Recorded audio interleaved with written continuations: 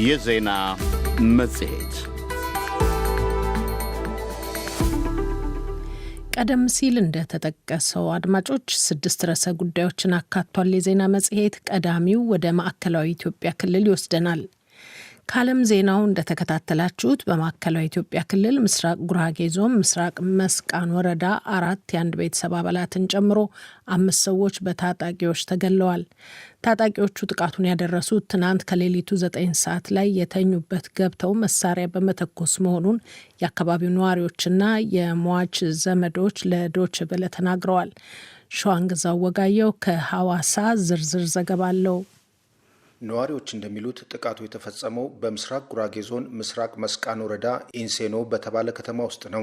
ታጣቂዎቹ ግድያውን የፈጸሙት ትናንት ሌሊት 9 ሰዓት ላይ በከተማው 02 ቀበሌ እየተኮሱ ከገቡ በኋላ መሆኑን አንድ የሟቾቹ የቅርብ ዘመድ ለዶይቼ ቬለ ገልጸዋል። ጥቃቱ የተፈጸመው ኢንሴኖ 02 ቀበሌ ነው። በተለምዶ ወይም አየር ጤና በሚባል አካባቢ ነው። ሰዓቱ ምሽት 9 ሰዓት አካባቢ ነው እና አንድ ቤተሰብ ሙሉ አንድ እናት ከነ 3 ልጆቿ እና በጎረቤት አንድ ልጅ 5 ሰው ሞቷል፣ 3 ሰው ቆስለዋል እና የተኩስ ናዳ በጣም ነበር። ተኩሱ በጣም እየተተኮሰ ምንም እንትን ሳንል ያው በዛ ብቻ ጥቃት አድርሰው ሄዱ ማለት ነው፣ ወደኛ ሳይመጡ።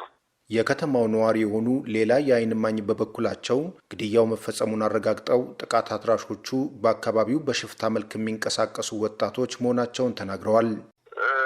5 ሰዎች ተገለዋል። ያውም ሴቶች 4 ሴት 1 ሕፃን ልጅ ወንድ ነው። ጥቃት አድራሾቹ ይታወቃሉ? ምንድን ነው ዓላማቸው? ጥቃት አድራሾቹ በሽፍታ መልክ የወጡ ልጆች አሉ። ከዛ በፊትም ከሌ ተብሎ ተገልጾ ተነግሮ ምንም የተደረጉ ነገር የለም። እነሱም ቤታቸው አልገቡም። ያው ጫካ ውስጥ ናቸው። ሌላ ቦታ እየተደበቁ ጥቃት ሲያደርሱ አይታዩ። ሰዓትና ጊዜ ጠብቀው ነው። ዶይቼ ቬለ በጥቃቱ ዙሪያ ለማነጋገር በስልክ ያገኛቸው የምስራቅ መስቃን ወረዳ ዋና አስተዳዳሪ አቶ መሐመድ ሰረላም መረጃውን አሰባስበው እንደሚገልጹ ቀጠሮ ይዘው ነበር። ነገር ግን በቀጠሮ ሰዓት አስተዳዳሪውን ለማግኘት ተደጋጋሚ ሙከራ ቢደረግም ስልካቸው ዝግ በመሆኑ ምላሻቸውን ማካተት አልተቻለም። ያም ሆኖ በወረዳው የምርጫ ቅስቀሳ በማድረግ ላይ የሚገኘው ጎጎት ለጉራጌ አንድነትና ፍትህ ፓርቲ ጥቃቱ መፈጸሙን ጉዳቱ ከደረሰባቸው ቤተሰቦችና በፎቶግራፍ በተደገፈ ማስረጃ ማረጋገጡን ገልጿል። የአካባቢው አስተዳደር ጥቃት አድራሾቹን ለሕግ በማቅረብ የዜጎችን የመኖር መብት እንዲያስጠብቅ ፓርቲው ዛሬ ባወጣው መግለጫ መጠየቁን የፓርቲው ስራ አስፈጻሚ አባል አቶ እንዳልካቸው አወል ተናግረዋል። እንግዲህ ከአንድ መንግስት የሚጠበቀው ትንሹ ነገር የዜጎችን የመውጣት የመግባት ሰላማዊ ደህንነታቸው ማስጠበቅ ትንሹ ስራው ነው። ይህንን መስራት አልቻለም ነው። ምንም እየተደረገ ኑር አይነት ነገር ነው የሚመስለው። ስለዚህ አሁንም ቢሆን እነዚህ አካላት ሊጠየቁ ይገባል ነው። ከተማ መሀል እኮ ነው እየተደረገ ያለ። ምክንያቱም እየመራው ያለውን አካል ተጠያቂ መሆን አለበት። ህዝብ እየመራህ እስከሆነ ድረስ አንተ ለምትመራው አካል ተጠያቂ ነህ። ወጣም ወረደ እስካሁን ለተደረጉት ነገሮች ህጋዊ መፍትሄ ይፈልጋል ነው። ይህን ያደረገውን አካል ለፍርድ ቀርቦ ውሳኔ እስካልተሰጠስ ድረስ አሁንም ቢሆን የእኛ ጥያቄዎች የሚቆሙ አይደሉ ማለት ነው። ፍትህ እስክናገኝ ድረስ የህዝባችን ጥያቄ የመጠየቅ ኃላፊነት ነው። በምስራቅ ጉራጌ ዞን ምስራቅ መስቃን ወረዳና የማረቆ ልዩ ወረዳ በሚዋሰኑባቸው ቀበሌያት በተደጋጋሚ በታጣቂዎች በሚፈጸሙ ጥቃቶች በርካታ የንጹሃን ሰዎች ህይወት መጥፋቱ ይታወቃል። ለዶይቼ ቬለ ሸዋንግዛው ወጋየው ከሐዋሳ። ተከታዩ ወደ አበርገሌ ወረዳ የሚወስደን ዘገባም እንዲሁ ግጭት ነው። በአማራ ክልል ዋግምራ ብሔረሰብ አስተዳደር አበርገሌ ወረዳ ከ9 ቀናት በፊት በተከሰተ ግጭት የወረዳው ሰላምና ጸጥታ ጽሕፈት ቤት ኃላፊን ጨምሮ 7 ሰዎች መሞታቸውንና ከ40 በላይ ሰዎች መታገታቸውን የአካባቢው ነዋሪዎችና የወረዳው አስተዳደር ገለጹ። የወረዳው ዋና አስተዳዳሪ አቶ ነይኑ በላይ አካባቢው በታጣቂዎች ቁጥጥር ስር መዋሉን አረጋግጠው በንብረት ላይ ዝርፊያ መፈጸሙንና ነዋሪዎችም እየተሰደዱ መሆናቸውን አስታውቋል። ኢሳያስ ገላው በአማራ ክልል ዋግምራ ብሔረሰብ አስተዳደር ዞን አበርገሌ ወረዳ ከ9 ቀናት በፊት በተከሰተ ግጭት ከ40 በላይ ሰዎች መታገታቸውና የወረዳውን ሰላምና ጸጥታ ጽሕፈት ቤት ኃላፊ ጨምሮ 7 ሰዎች መሞታቸውን የአካባቢው ነዋሪዎች ገለጹ። በህወሓት ታጣቂዎች ድጋፍ ይደረግለታል በሚባለው የአገው ሸንጎ ታጣቂዎች ቡድን የወረዳው ከተማ ከተያዘም በኋላ 47 የሚደርሱ ሰዎች መታገታቸውንና 7 ሰዎች መሞታቸውን እንዲሁም በመንግስትና በግለሰቦች ንብረት ላይ ዝርፊያ መፈጸሙን ስማቸው እንዳይጠቀስ የፈለጉ እንደፈለጉ የወረዳው ነዋሪ ይናገራሉ። የህወሓት ታጣቂዎችና አገው ሸንጎዎች ተቀላቅለው ነው ያው ከኛ ምንሻ ጋር የጀመሩት ማለት ነው። ከዛም በኋላ ሙሉ በሙሉ እነሱ መቆጣጠር ችለዋል። የኛም ብዙ የታፈኑ ምንሻዎች አሉ። ወደ 47 የሚደርሱ የቀበሌ ሊቀመናብርትና ምንሻዎች ቤተሰብ ያላገኛቸው ጅብ በልተው የቀረባቸው ድርሻቸው የማይታወቅ ወደ 3 ግለሰቦች አሉ። የሞቱ ደግሞ ወደ 7 ሰዎች አሉ። ቆስለኛ አንድ ሰው አለ እና በዚህ ሁኔታ የመንግስትና የህዝብ ንብረትም 100% ሙሉ በሙሉ ተዘርፏል። የግለሰብ ሳይቀር ሀብል ሳይቀር የእጅ ቀለበት ሳይቀር ማለት ነው። ጦርነቱ በሚካሄድበት ዕለት በአበርገሌ ወረዳ ነበርኩ የሚሉት አስተያየት ሰጭም በዕለቱ የሞቱ ሰዎችን በአይናቸው መመልከታቸውን ይገልጻሉ። ህወሓት ጋር አብሮ የሚሰራ አገው ዲሞክራሲ ንቅናቄ ተብሎ ይወጣል። እነሱና የህወሓት አርሚ 26 እስራኤል 6 ትባል የሞቱ አሉ። አዎ ብዙ ነው የሞተው። እርስዎ እዛ ነበሩ? ከዛ ነው የወጡት? የሞቱ ሰዎችን አይተዋል እርስዎ? የሞቱት አይቻለሁ። የመንግስት ኃላፊዎች የተያገቱ አሉ። እስካሁን ዘመድ ወገን ሄዶ የማዩበት ቦታ አይደለም ያሉት እያሉ ነው። እና የሞተ ኃላፊዎች የሞቱ አሉ። አሁን ሰላምና ደህንነት ኃላፊ የነበረው ሞቷል። ዞሮ ከ40 በላይ ከ45 ነው 46 የታገቱ አሉ። የወረዳው ነዋሪ አካባቢውን ለቆ በየዕለቱ ወደ ሰቆጣና ሌሎች አጎራባች ወረዳዎች እየተሰደደ መሆኑን የተናገሩት የወረዳው ነዋሪ ባለፉት 9 ቀናትም የአበርገሌ ወረዳ በታጣቂዎቹ ቁጥጥር ስር መሆኑን ይናገራሉ። አሁን አበርገሌ ያለችበት ሁኔታ ያው ሙሉ በሙሉ በእነሱ ስር ነው ያለችው። ህዝቡ ግን ቀን በቀን ወደ ሰቆጣ እየተሰደደ እየጨመረ ነው ያለው። የአበርገሌ ወረዳ ዋና አስተዳዳሪ አቶ ነይኑ በላይ የወረዳው ባለስልጣናት አሁን በሰቆጣ ከተማ እንደሚገኙ አረጋግጠው ታጣቂ ቡድኖቹ በመንግስትና በግለሰብ ሀብት ላይ ዝርፊያ እየፈጸሙ ነው ይላሉ። ንብረት እኮ ተዘርፏል። የተቋማት ንብረት ተዘርፏል። ማህበረሰቡም በጣም ተቸግሮ ነው ያለው። ምንም መንቀሳቀስ አልቻለም። ምንም ስራ መስራት አልቻለም።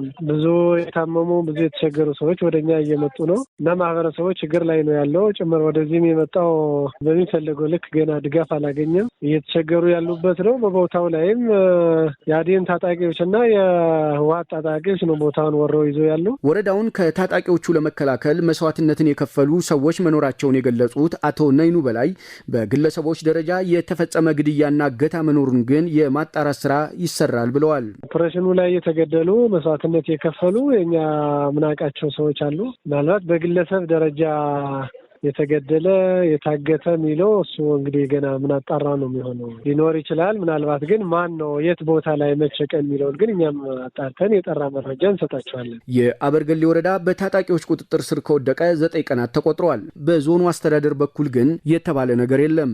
ለዶይቼ ቬለ ዘገባ ኢሳያስ ገላው።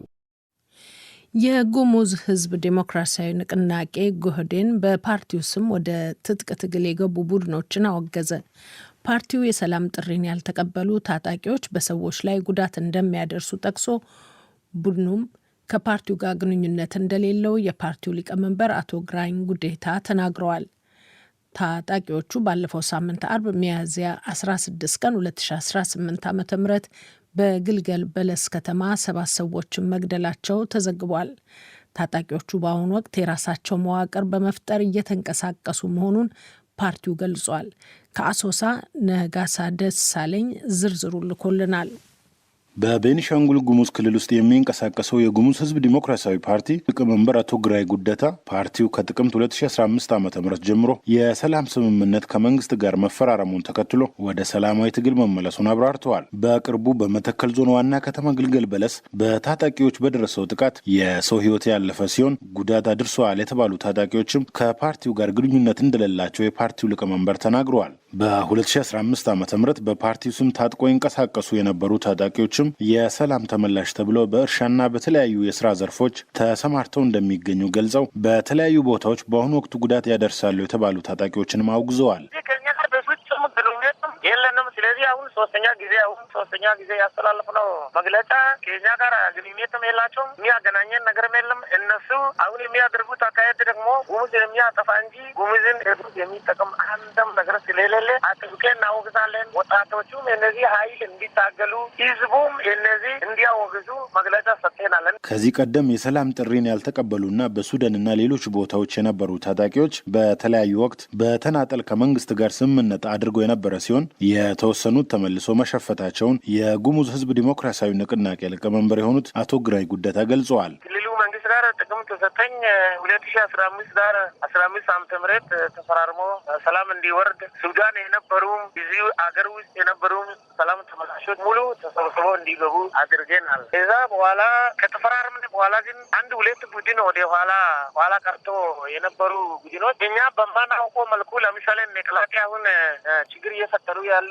መንግስት ጋር ተነጋግሮ ስልጣን በአምባሲ ወስዶ እንደገና በራሳቸው ተጣልቶ ደግሞ እንደገና ወደ ጫካ ገባ። ባለፈው ሳምንት አርብ በመተከል ዞን ግልገል በለስ ከተማ በማረሚያ ቤት አካባቢ ታጣቂዎች ባደረሱት ጥቃት 7 ሰዎች መግደላቸውን የከተማው ነዋሪዎች አመልክተዋል። አርብ በደረሰው ጥቃት ህይወታቸው ያለፈ ሰዎችም በአካባቢው ስራ ላይ የነበሩ የቄራ ሰራተኞች እንደሆኑ ነዋሪው ተናግረዋል። ማረሚያን እናስፈታለን ብሎ ሲገቡ የቄራው ቦታ ትንሽ ፈቀቅ ያለ ነበር። ተማረሚያ ወደዛ እዛ ላይ በቃ እነሱ ነው ሲያገኟቸው። እዛ የሆነ ታጣቂም ነበረ። አንድ መሳሪያ ይዘው ነበር። ያቺ የፈነዳይ ጊዜ ማረሚያው ጥንቃቄ ያደረጉ ፈቅ ብላ ስትፈነዳ ትንሷ ማለት ነው። ጥንቃቄ ያደረጉ ቦታ ያዙ። እዛ እነዛን ሰዎች 7 ሰዎች ገለው ወደ ማረሚያው ሲመጡ ተዘጋጅቶ ጠበቃቸው።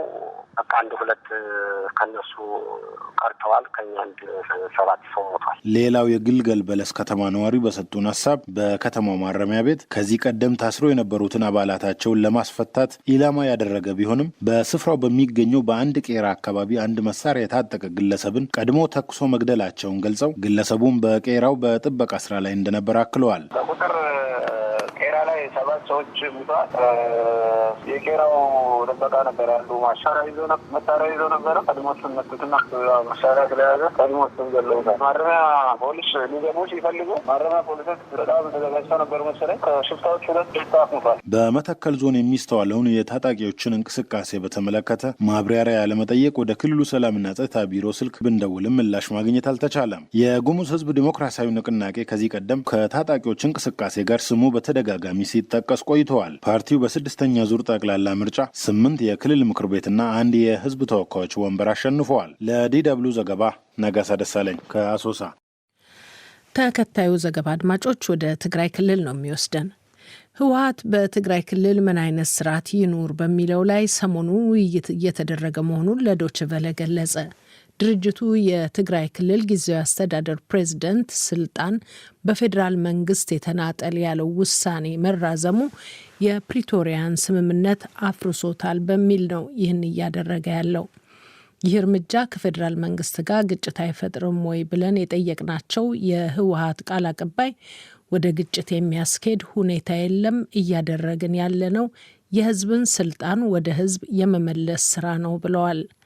እየተደረጉ ባሉ ውይይቶች ወደ አመራር ማን ይምጣ የሚለው አጀንዳ አልተደረገም ያሉት ቃል አቀባዩ ነባሩ ምክር ቤቱ ከተመለሰ በኋላ ማን ፕሬዝዳንት ይሆናል፣ እንዴት ይሆናል የሚለውን ጊዜው ሲደርስ የምናየው ይሆናል የሚል ምላሽ ሰጥተዋል። ሰለሞን ሙጬ ከአዲስ አበባ ዝርዝር ዘገባ አለው።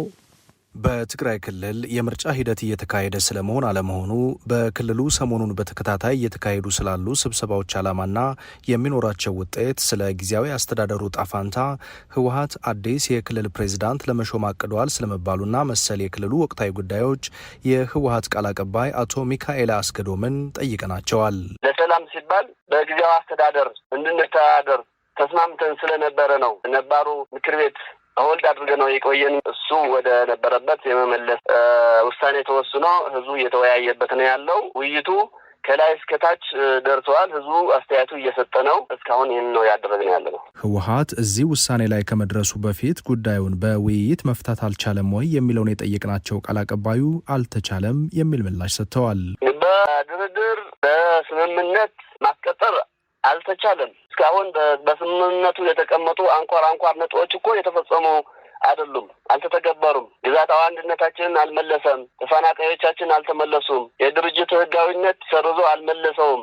አሁን ደግሞ ይባስ ብሎ ህወሓት የማያውቀው ሽመት የማራዘሚያ ሽመት ሰጥተዋል። ስለዚህ በድርድር መፍታት ስላልተቻለ ነው ወደዚህ መግባት የቻልነው። ህወሓት 7ኛው የኢትዮጵያ ጠቅላላ ምርጫ በትግራይ ክልል አይደረግም የሚል አቋም አራምዷል።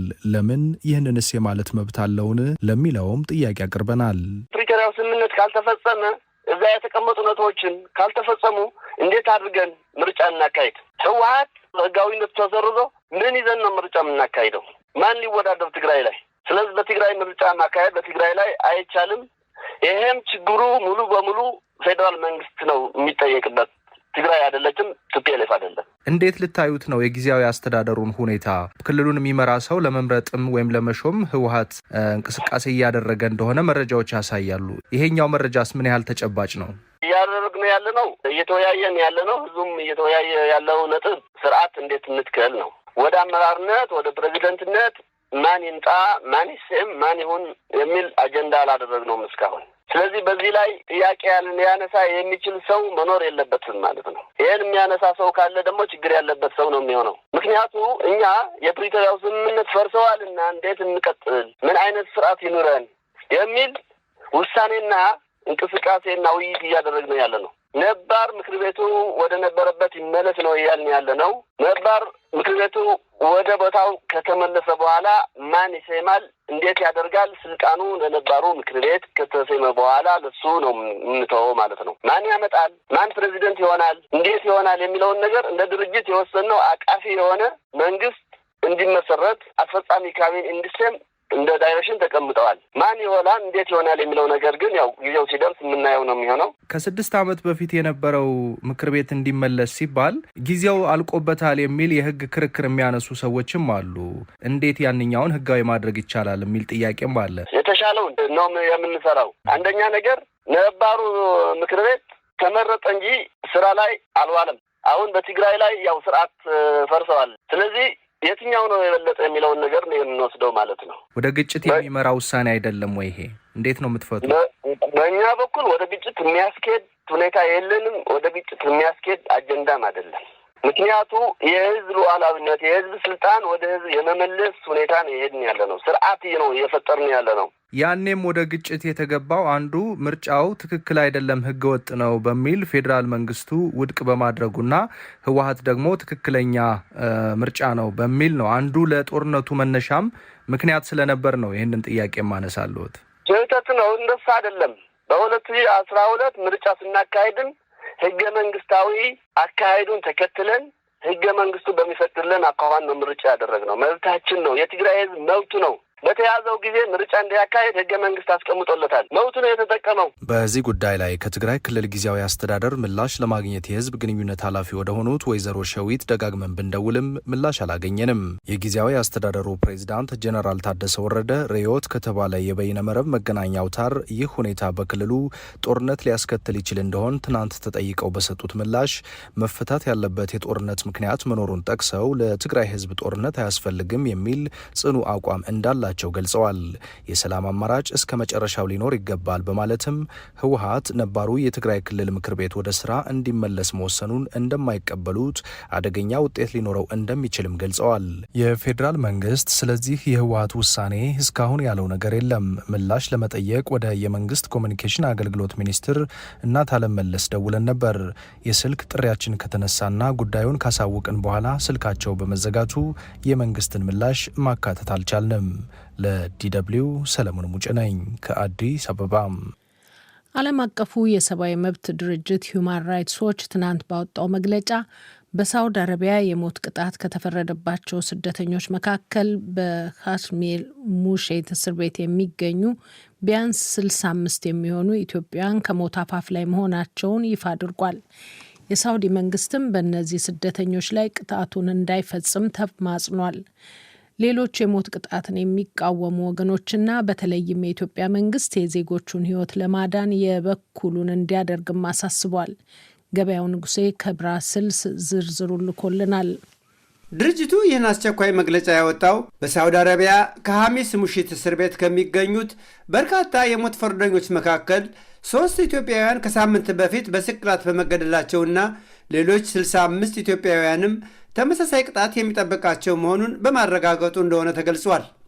የሳውዲ አረቢያ መንግስት ስደተኞችን የሚይዘውና የሞት ፍርድም የሚያስተላልፍባቸው በአብዛኛው ሐሺሽ በማዘዋወር ወንጀል ነው ቢባልም በተለይ ኢትዮጵያውያን ስደተኞች ግን በህገወጥ መንገድ በየመን በሚተላለፉበት ወቅት ተገደው ወደ ሳውዲ በሚያስገቡት ጫት ምክንያት እንደሆነ የሰብአዊ መብቱ ድርጅት ከበርካታ ምንጮቹ ባገኘው መረጃ ያረጋገጠ መሆኑን አስታውቋል። ጫት በሳውዲ አረቢያ ከሐሺሽ ጋር የሚያያዝ ህገወጥና የተከለከለ እጽ ሲሆን የሳውዲ መንግስት ግን በተጠርጣሪ ስደተኞች ላይ የፍርድ ውሳኔውን የሚያስተላልፈውና ቅጣቱን የሚፈጽመው መሰረታዊ የህግ ሂደቶችን ባልተከተልና የተጠርጣሪዎችን መከላከል መብት ባልጠበቀ አሰራር መሆኑን ድርጅቱ ባወጣው መግለጫ አጋልጧል። የድርጅቱ የሰብአዊ መብት ከፍተኛ ተመራማሪ ናዲያ ሃርድማንስ ከለንደን በስልክ ለዲደብሊው በሰጡት መግለጫም የሳውዲ የፍርድ ሂደት የይስሙላ መሆኑን የሶስቱን የተገደሉትን ኢትዮጵያውያንን የፍርድ ሂደት በመጥቀስ አስረድተዋል። I mean, look, it's not a transparent process. What we've heard happened in the cases of 3 men inside this detention center that they basically had no due process. ግልጽ የሆነ የፍርድ ሂደት የለም። የሶስቱ በሞት የተቀጡት ኢትዮጵያውያን የፍርድ ሂደት መሰረታዊ የሚባሉ የፍርድ ሂደቶችን እንኳ የተከተለ አልነበረም። በፍርድ ቤት ወይም በእስር ቤት በነበሩት ችሎቶች ተጠርጣሪዎቹ የነበራቸው ቆይታ ከ5 ደቂቃ አይበልጥም። ጠበቃም አስተርጓሚም አልነበራቸውም በማለት በማያውቁት ሰነድ እንዲፈርሙ የተደረገበት የይስሙላ የፍርድ ሂደት እንደነበር ገልጸዋል። የድርጅቱ ተመራማሪ ናዲያ ሄርድማንስ በአሁኑ ወቅት በሳውዲ አረቢያ በካሚስ ሙሼት እስር ቤት በሞት አፋፍ ላይ ያሉትን 65 ኢትዮጵያውያን ሕይወት ለማትረፍ ድርጅታቸው አቤት ያለው ለማን እንደሆነና ከማን ምን እንደሚጠብቅ ሲናገሩም I mean, ultimately it's the Saudi authorities that, have the power to stop these executions. በመሰረቱ የሳውዲ አረቢያ መንግስት ነው ቅጣቱ እንዳይፈጸም ማድረግ የሚችለው። እናም ጥሪያችን የሳውዲ መንግስት ግድያው እንዳይፈጽምና አጠቃላይ ፍርዱንም እንደገና እንዲመረምረው ነው። የኢትዮጵያ መንግስትና በአጠቃላይም የሞት ቅጣትን የሚቃወሙ መንግስታትና ድርጅቶች ሁሉም በሳውዲ መንግስት ላይ ጫና እንዲያደርጉም ጥያቄያችን ነው ብለዋል። So Ethiopians should put pressure. The partners of Saudi Arabia should also press Saudi Arabia to halt these executions. በሳውዲ አረቢያ በመቶ ሺህ የሚቆጠሩ ኢትዮጵያውያን እየሰሩ የሚኖሩ ሲሆን አብዛኞቹ ግን በችግርና በተለይም በሰሜንና ሌሎቹ የአገሪቱ አካባቢዎችም ባለው የጸጥታ ችግር ምክንያት በአስቸጋሪ ሁኔታ በየመን በኩል በህገወጥ መንገድ ወደ ሳውዲ አረቢያ እንደሚገቡ ነው የሚታወቀው። በጉዟቸውም በሰው አዘዋዋሪ ወንጀለኞች፣ የየመን ሚሊሻዎችና በሳውዲ ዘቦች ድብደባ፣ እስርና ግድያ ጭምር እንደሚፈጸምባቸውም ቀደም ያሉ የሰብአዊ መብት ድርጅቶች ሪፖርቶች ይፋ አድርገዋል።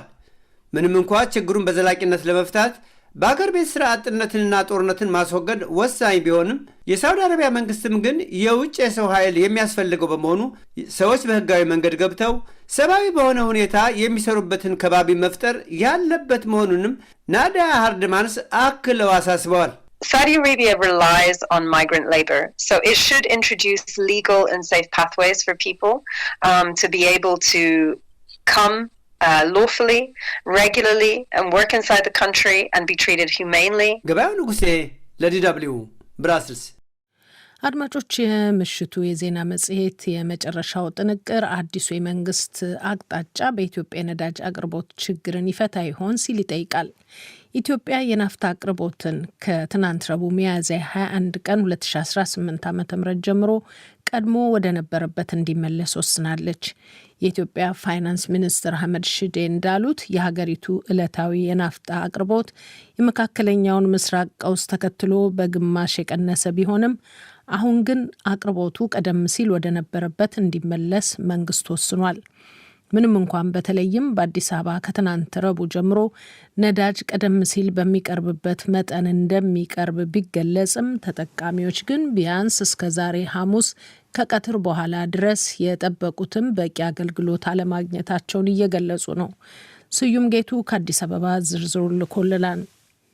ምንም እንኳ መንግስት በከፍተኛ ውድ ዋጋ እየገዛ በከፍተኛ ድጎማ እያቀረበ ቢሆንም ከዛሬ ቀን ጀምሮ የናፍጣ አቅርቦት ከጦርነቱ በፊት ወደ ነበረበት እንዲመለስ በመንግስት ተወስኗል። ትናንት ረቡዕ ሚያዝያ 21 ቀን 2018 ዓ.ም ለመገናኛ ብዙሃን የተናገሩት የገንዘብ ሚኒስትሩ አህመድ ሺዴ በኢትዮጵያ የአንድ ቀን የናፍጣ አቅርቦት ከመካከለኛው ምስራቅ ግጭት በፊት ወደ ነበረበት 9 ሚሊዮን ሊትር እንዲመለስ መወሰኑን አስታውቀዋል። ሚኒስትሩ ይህን ያሉት የኢትዮጵያ ባለስልጣናት በመካከለኛው ምስራቅ ግጭት ምክንያት ዓለም አቀፍ የነዳጅ ዋጋ መጨመርና አቅርቦት ላይ መስተጓጉል መፈጠሩን ተከትሎ በኢትዮጵያ የአንድ ቀን የናፍጣ አቅርቦት በግማሽ ዝቅ እንዲል ማለትም ዕለታዊ አቅርቦቱ ወደ 4.5 ሚሊዮን ሊትር እንዲወርድ ከወሰኑ ከ7 ሳምንታት ግድም በኋላ ነው።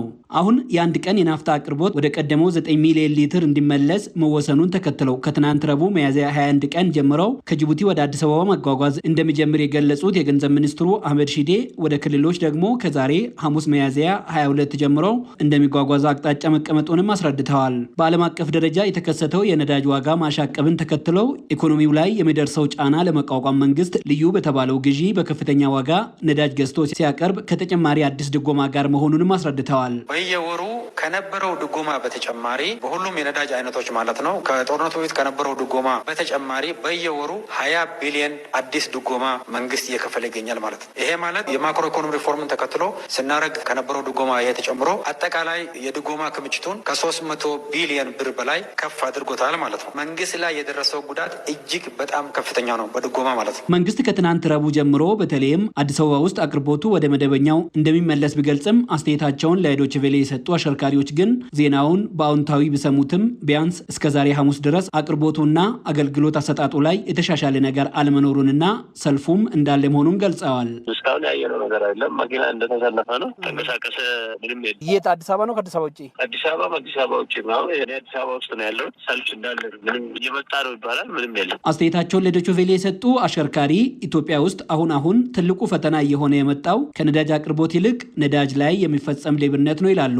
ይህ ደግሞ ከመካከለኛው ምስራቅ ጦርነትን በፊት የተጀመረ እንደመሆኑ አሁን ላይ እጥረቱን በማስታከክ በእጅጉ ተበላሽቷል ያሉት የነዳጅ ገበያው አሁንም መንግስት ባቀረበው የማሻሻያ ውሳኔ ብቻም መመለሱን ተጠራጥረዋል። እኔ እንደ መጀመሪያ እንቀዳለን ብዬ አላስብም። ወደ መጀመሪያ ይመለሳል ብዬ አላስብም። ያው መንግስት ከላይ ያስተላልፋል፣ ከስር ግን እንደፈለግን እናገኛለን ብዬ እኔ ተስፋ የለኝም። ለምን ከዚህ በፊትም እያየ ነው እንዲህ ክራዲት ተፈጥሮ አይደለም። ቢያንስ አንድ ወር የቀምንበት ጊዜ አለ። ናፍጣ ሰልፍ ይዘን ማለት ነው። ለምሳሌ አንድ ይጨምራል ይባላል፣ ወይ አይጨምሩ ወይ አይቀንሱም። ከወር እስከ ወር የቆምን ነው። መጀመሪያም እኮ እንደ ልብ እየተቀዳ አይደለም ኢትዮጵያ ውስጥ ነዳጅ። ይህ ጦርነት ሰበብ ሆነ እንጂ እንደ ልባችን እየቀዳን እየተንቀሳቀስ አይደለም። ከኢንፎርሜሽን የሚያገኙት ባለማደዎቹ ናፍጣ ይጨምራል የዛሬ ወር ከተባለ ከአሁኑ ነው። ቢያንስ 20 ቀን በኋላ ለሚጨምር ቅድሚያ ስለሚናገሩ እነሱ ኢንፎርሜሽን ከዛ ያገኛሉ።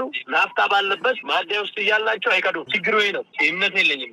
በዚሁ ላይ አስተያየታቸውን ለዶይቼ ቬለ የሰጡ የፖለቲካል ኢኮኖሚ ተንታኝ አቶ ሸዋፈራው ሽታሁን በፊናቸው አሁናዊው የመንግስት እርምጃ እሳትን የማጥፋት እርምጃ ነው ብለውታል። ነገሩን እሳት የማጥፋት ያህል ነው ሊሆን የሚችለው።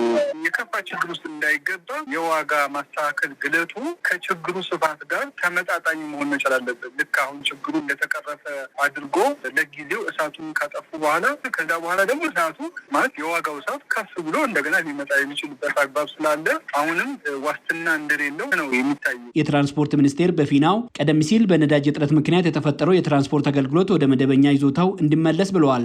ለዶይቼ ቬለ ዘገባ ስዩም ጌቱ ነኝ ከአዲስ አበባ። አድማጮች፣ በምስራቅ ጉራጌ ዞን ታጣቂዎች ባደረሱት ጥቃት ሰዎች መገደላቸው፣ ግድያና እገታን ያስከተለው የአበርገሌ ወረዳ ግጭት፣ የጉሙዝ ሕዝብ ዲሞክራሲያዊ ንቅናቄ ታጣቂዎችን ማውገዙ፣ ሰሞኑን በትግራይ ክልል በጊዜያዊ አስተዳደሩና ህወሓት መካከል የተከሰተው ውዝግብ፣ ዓለም አቀፉ የሰብአዊ መብቶች ድርጅት ሂዩማን ራይትስ ዎች ያቀረበው ጥሪ እንዲሁም አዲሱ የመንግስት አቅጣጫና በኢትዮጵያ የነዳጅ አቅርቦት ችግርን የቃኙ 6 ዘገባዎችን ያስተነተነው የምሽቱ የዜና መጽሔት ጥንቅር በዚሁ አበቃ።